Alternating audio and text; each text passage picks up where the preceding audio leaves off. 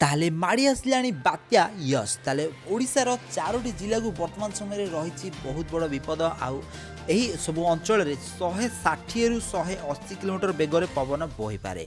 तो फ्रेंड्स यही जिला कौन कौन रही विषय कौन रही संपूर्ण विवरणी आ बात्यार परिस्थिति वर्तमान समय केमी कौन रही विषय संपूर्ण विवरणी पाइबा भिडियो पूरा शेष जाए देखूँ।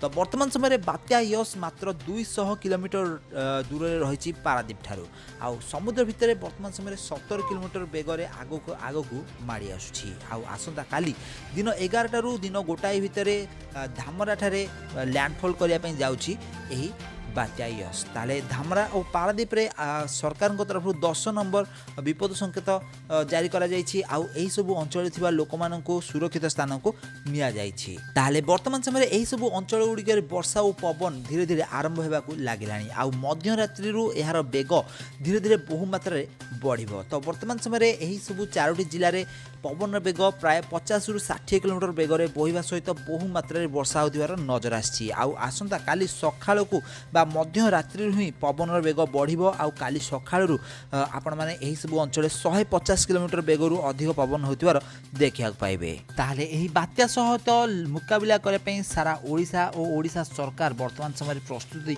जोरसोर कर दैछन्ती आउ आपण माने भी मध्य निज घरे रुहंतु सुरक्षित रुहंतु। ताहले देखाबो आउ गोटे नुवा वीडियो रे से पन्त मु रहिली।